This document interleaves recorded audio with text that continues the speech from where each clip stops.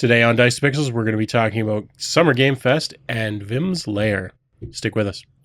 Vim's Lair, yes. So, I want to talk about it second, I think. Let's talk about Summer Games Fest a bit. It's a fest of games that happens in the summer. Wow. Yeah. It's not the summer, though. No, it's not, actually, which is kind of weird. Mm-hmm. They're liars. I want my money back. This is basically our new E3. It's one of seven, yeah. Well, this is effectively the new E3 because around this time of year is when E3 would have had their big video game show. And of course, we all know they're deader than Elvis. So, goodbye E3. Hello, Summer Games Fest. That's not quite summer. Yeah, it's going on all this weekend. So they announced some stuff tonight, which would be last night for you, which is Friday. Alan Wake 2 DLC, which that gave Yay! gave Sarah the jiggles. They made some other announcements, like M. Bison returning in Street Fighter 6. Yay! Yeah, right. I mean, I'm mildly excited at Lego Horizon Adventures. I can't imagine why. What is that?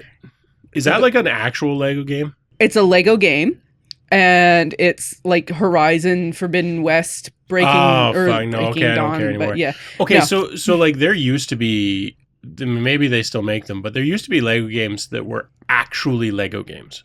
Like like building stuff? You would build a town. It wasn't a fucking movie. It wasn't a book. It was an actual goddamn Lego game where you built stuff out of Lego, like vehicles and buildings and stuff. And like, it was a fucking Lego game. And I loved those.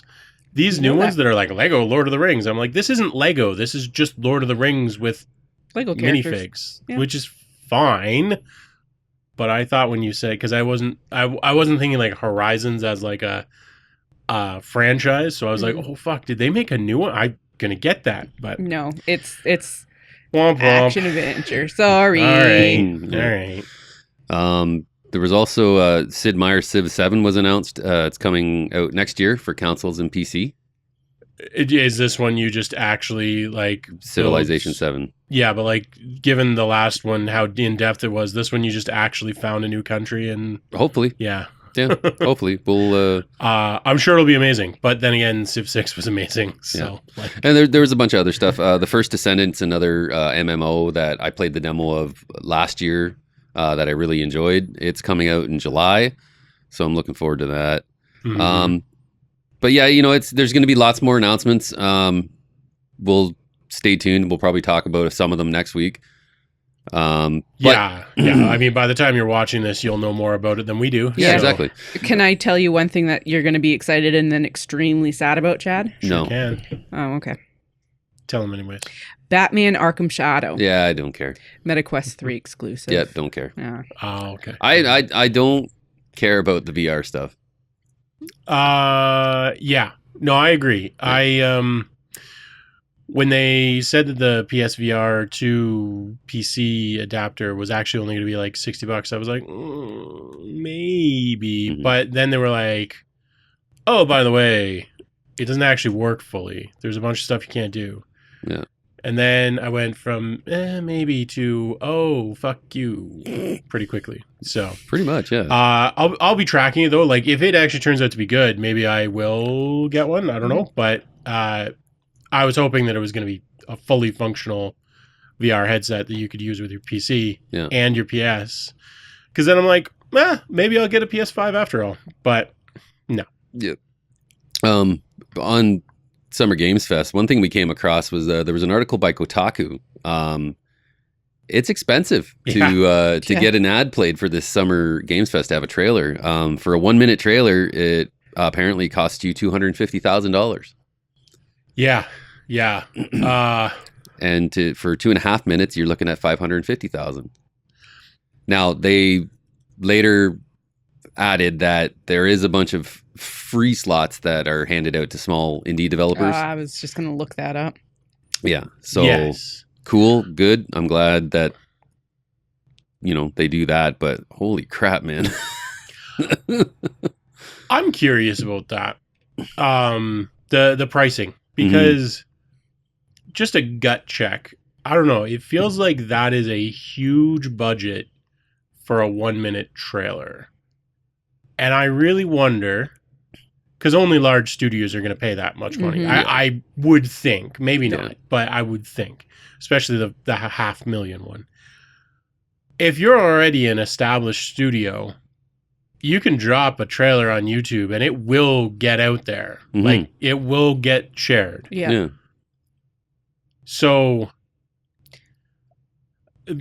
It's I don't very know. old-fashioned. well, it is. Old-fashioned, as in like 5 years ago. Yeah, I can see it to some extent if you're established enough that it's sort of partly just giving back to the industry, maybe. But goddamn, $500,000 you can do a lot of marketing with $500,000. Yeah. And if you've got that much of a marketing budget for your game, you're either quite well funded, in which case you're probably reasonably well known already, or you're spending way too much on marketing. But that seems crazy to me. Yeah. Yeah. Especially Just like as a cost versus reward, it seems Mhm. crazy. Especially in this day and age where, like you said, you can literally drop your own trailer on YouTube and have it trend or whatever, say, or X or on Instagram, Facebook, all of these Yeah. platforms where, people will see it. Like don't get me wrong, if you're a new studio that somehow has that money to burn, and 250,000 maybe isn't too crazy. If this is like your first game and you're close to release and you're like, I gotta get a following, and it's hard to build a following on social media, Hmm. there's worse ways to try and get eyes on your product, but that have to be a pretty niche situation to have that money and be ready to spend it. But I feel like there's also like smaller fests for indie games themselves, because there's Well, there are, yeah. there's like Wholesome Game Fest and everything like that, and that seems like the people that are going to look for those types of indie games, they're going to watch those more, and then probably like the news outlets that are reporting on all of this to begin with would also be the ones paying attention to that. So that's how you get your name out. Well, that's too. kind of what I mean around, like, you'd have to be releasing soon, because the only way I could see it working is if you just don't have time to go through that channel. Yeah. Although it would be a little weird, because that would mean that you weren't in a position to at least tease it in the last cycle, like the Mhm. previous year. It's strange. I don't see too many small studios doing it, and I don't see the benefit to a big studio doing it. So that is weird to me. Mhm. But I mean, there must be something along the line. maybe like- we're vastly underestimating how much the marketing budget for games is. Yeah. Maybe it's like, maybe most games spend $5 million, $10 million on marketing, in which Yeah. case, fuck it. Yeah. But I don't know.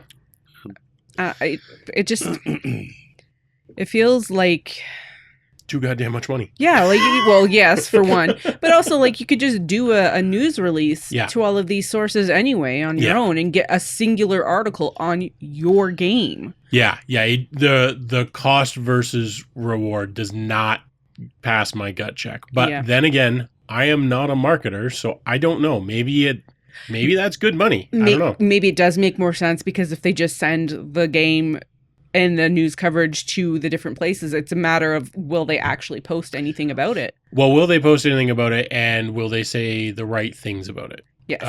Like, you get to control the narrative if it's your trailer, obviously. But it's weird. I'll be interested to see who actually, like, buys into it and does them. Mhm. Not that we'll know for sure who paid and who didn't, but it'll be interesting to see what all there is. Yeah. Yep. So They should have like a little watermark on the video during the thing, whether they paid for it or whether it was free. tiers, like a tier system. Yeah, Like exactly. if it's yeah. a bronze star, it's like, oh, this is only a 60-second trailer. They That's- paid $250. That's right. Yeah, They played Actually, a it'd be quarter of it. funny to it would be. Oh, sit down shit. and figure that out. AAA Gold Star. This is an expensive one. These guys got money. Oh my god. Yeah. So, Yeah. anyways, Summer Games Fest that isn't in summer and isn't a game fest. No, it is a game fest, but that part they got right. Game Trailer Fest. Yeah, honestly, you're right. It's not a game fest. New E3. Yeah. That'd be like Rib Fest, where you just get to watch ribs. You don't get to eat them. Ooh, Summer Games Fest with a blooming onion. Yeah. There we go. Yeah. Perfect. There you go. Yeah, I'd sit down and watch it with a There we balloon. go. Yeah. Great. I would, yeah. Mhm. Yeah. So, anyways, we'll keep touch with it, and we'll probably have more to say on it next week. Yep. Because I'm sure some of those trailers will be good if they're paying that much for them. I mean, Mighty Morphin Power Rangers is going to have a game too. I'm interested to see. I want to hear more about that Light No Fire, that new game from the team that did No Man's Sky. So here's my thing. Absolutely. Well, no, actually, for me, I actually don't want to hear any more about it. I just want them to fucking release it because they've already sold me on it. I'm like, it looks great, and I love the fact that you did No Man's Sky and stuck to it. So, like, you've got my business. You don't need to sell me any more on it. You just need to release it. Yeah. So I will watch whatever they put out, but at the same time, I'm like, also just let me have it now. Yep. I'll take it. I'll take two. Kind of like getting a hold of all these classic ROMs before they're no longer available. Yeah. So it's Vim's Lair. Vim's right? Lair. Yeah. You might as well tell us about it. Yeah, so Vim's Lair, of course, one of the oldest places on the web that you can find and download ROMs for your emulators from previous systems. We're talking Nintendo, Super Nintendo, N64, PlayStation, you name it. You can probably find it there. They were established in 1997 strictly for this purpose, but I can neither confirm nor deny that I've used it on many occasions.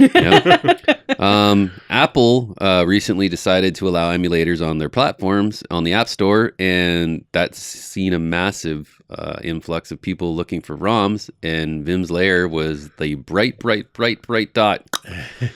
And that kind of drew the attention of Nintendo, Sega, Sony, and they've all been Vim's Lair has basically been told that they have to remove all of those ROMs from their website. Yeah, they've gotten gutted. So look, I'm of two minds about this because A, it's always been illegal to share these. It's not like anyone didn't know the law was being broken here. Let's start with that. According to some users, it appears that only the US and European ROMs were removed in most cases, but the Japanese versions are still available. I think the Japanese ROMs are actually legal. Sort of. I'm not even going to try to say that I know the law there, but I think there's something around the distribution not being illegal. Mm-hmm. The usage of it, if you don't own it, I think maybe still is, but the distribution isn't. Whereas here, the distribution is illegal. You just even if I make a copy and you have a copy of the game, giving you my copy is still, I believe, technically illegal in Canada and the US. Shit, I lent you Super Mario Brothers Wonder. I'm going to fucking jail. That's different. Damn it, because it was always legal for you to make backups of your own games. Yeah.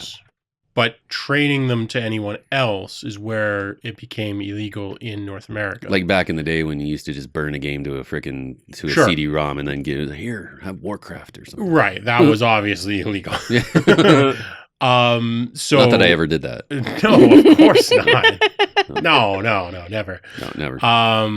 So like making them available for public download, obviously illegal. There was no question about this. But I get really fucking annoyed when companies shut stuff down like that and don't have their own solution.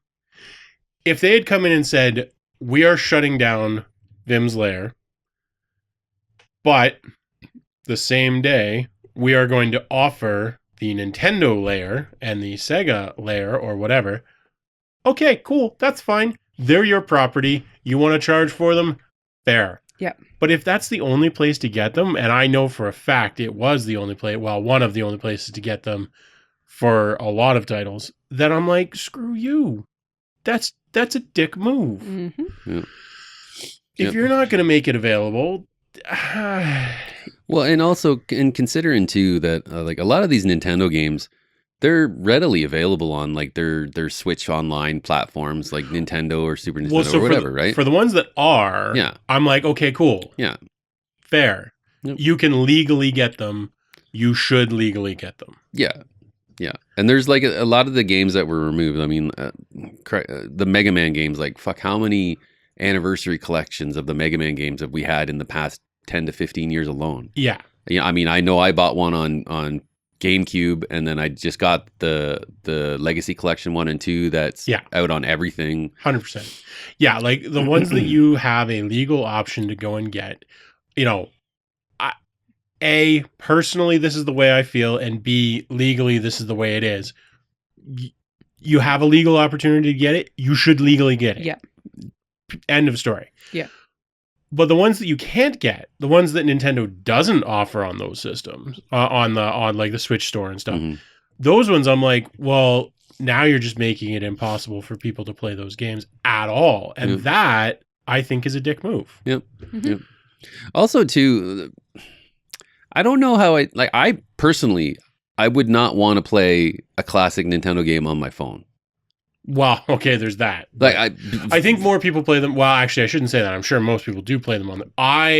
When I used the classic Nintendo games, I did it on my iPad. Yeah, which is better.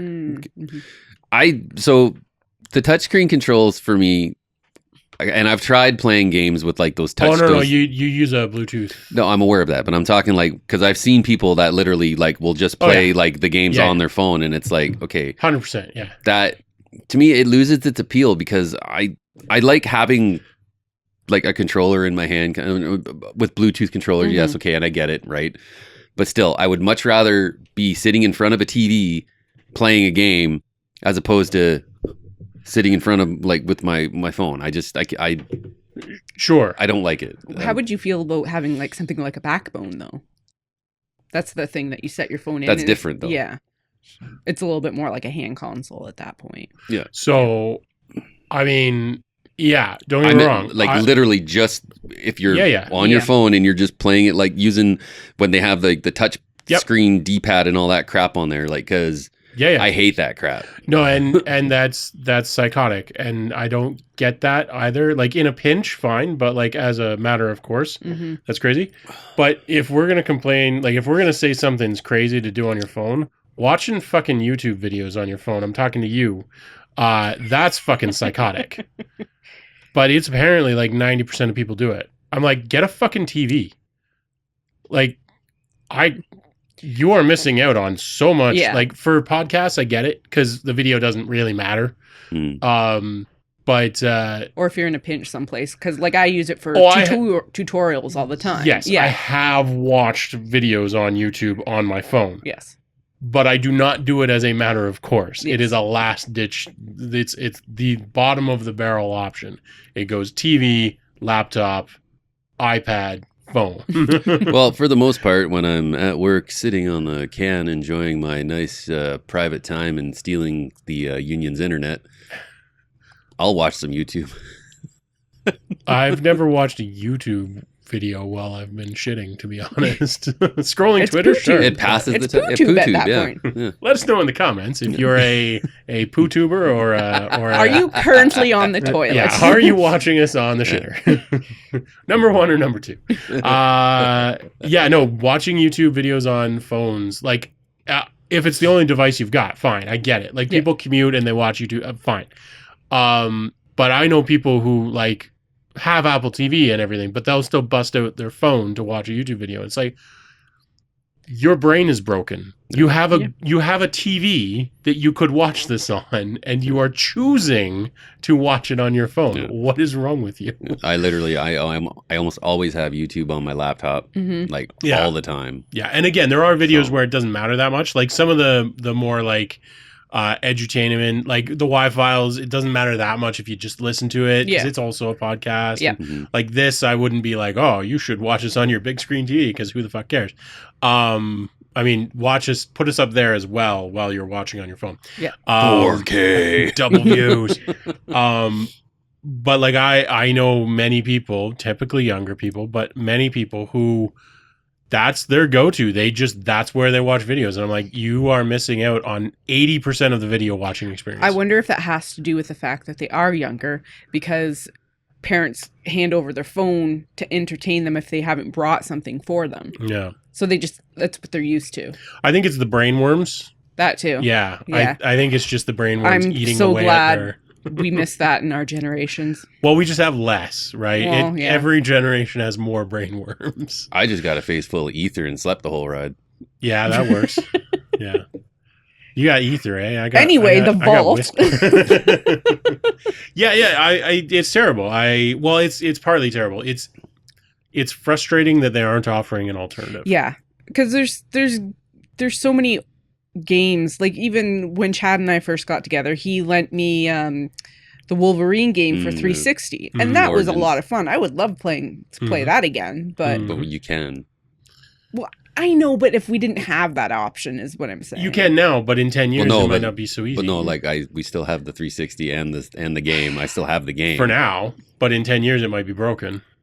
Then that's her fault. Wow. Yeah, I told you not to. Fuck.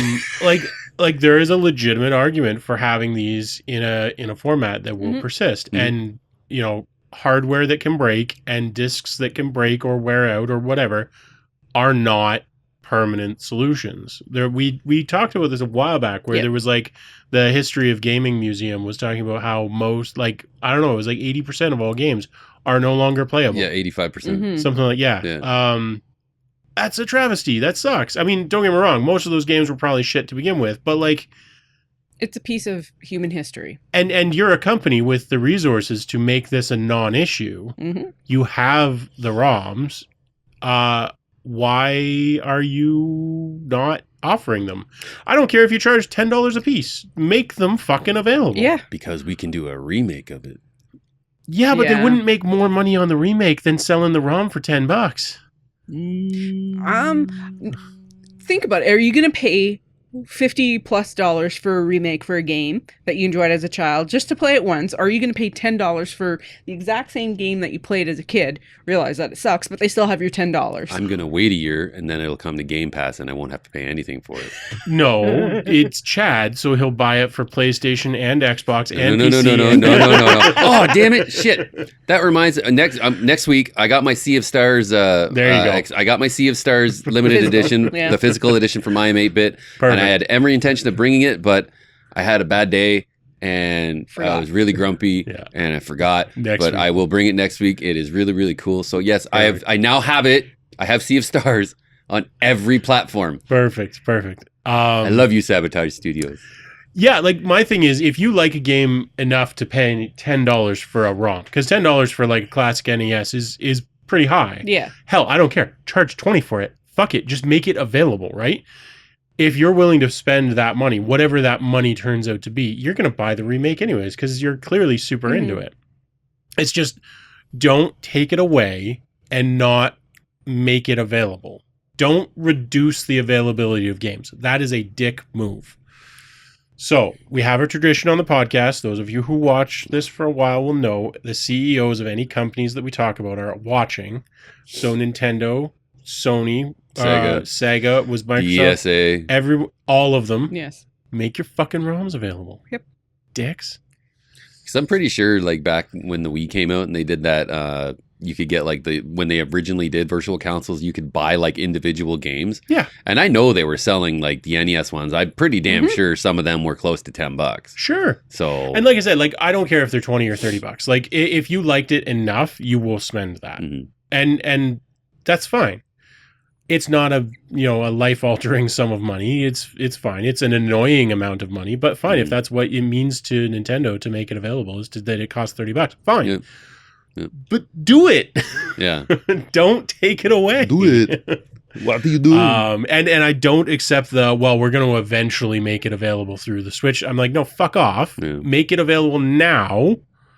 And then also, if you want to make it available later, that's fine too. Which is also kind of ironic because Capcom announced, Nintendo Switch Online, their Game Boy. There's like, I think 5 Mega Man games that are now available on their Game Boy Online. Yeah. So. Yeah. Anyways, I'm super grumpy. I don't care that the piracy option was taken away. I care that they're not replacing it with a legitimate version. Yeah. Because that's stupid. Yes. We're near the end. Have you guys been playing some interesting stuff?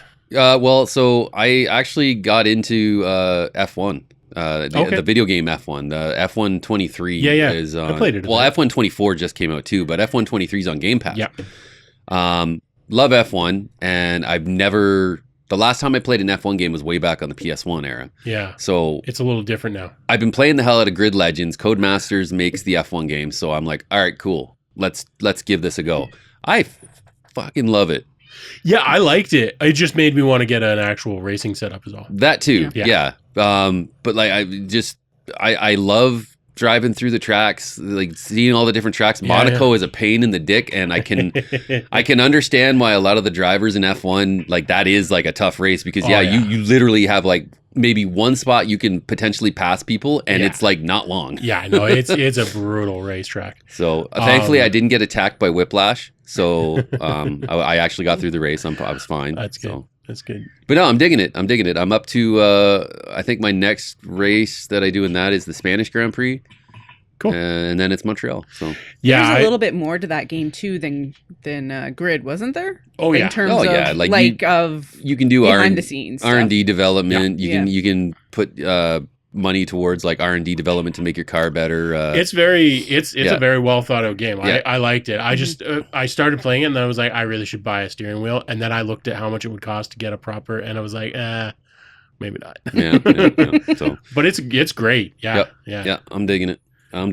What are you, Sarah? I may or may not have dipped back into WoW. Yay! What's the latest expansion? It's right now it's Dragonflight. I don't have it. Oh, okay. And then there's another one coming out in I think September. What I'm doing, I'm playing Pandaria Remix. Oh, they're up to Pandaria already. Yeah, eh? right? Holy shit. Yeah. So they're just about ready to cycle back to classic now. Yep. Super classic. But yeah, that's I started because at Chad's show, his friend, or well, our friend Tiff and Jim were there, and she's been playing WoW again. Cool. Turns out she plays on the same server I've always been playing on. Oh, wow. So I was like, well, I know someone who's playing now. You are contractually obligated. Yep. yeah, but Sarah's a can't say no. scrub, so Yeah, she's so super scrub. I had to, for Remix, I'm playing an Alliance character, just another shaman, because I like shamans. Mhm. And I've never seen the Pandaria storyline from that side, so Yeah, it's kind of fair interesting. So Fair enough. Yeah. Cool. the flight in Remix is insane Yeah?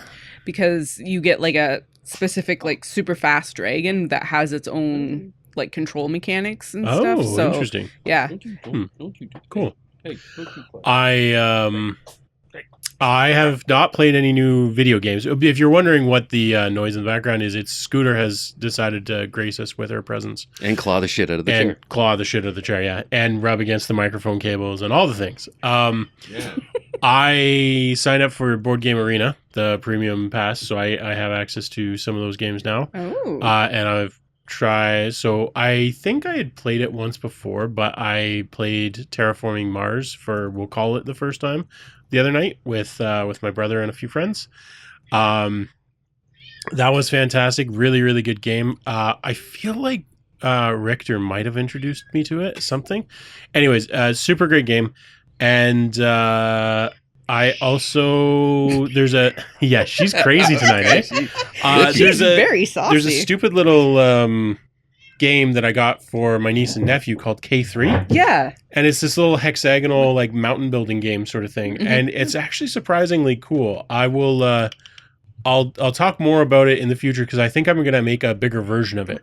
Because it just like the pieces are like this big in the kids version. I want to make like not like a giant one, but like a chunky one that feels like a game.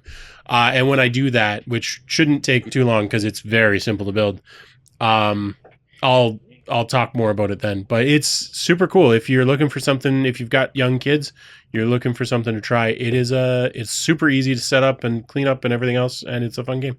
cool. Even for adults, it's fun. So. Maybe that's what Scooter needs, is some type of fun game to play. Or like just Oh yeah, there you go. There's my it's There my you go. lanyard. There we go. Got your lanyard. There we go. And with Scooter bugging the shit out of us, we will say goodbye for now. Thanks for watching. Chad, do you want to tell them how much we love them? Yeah, we do. Yeah, So much. so much. This much. There you go. Cheers, everyone. Arrivederci.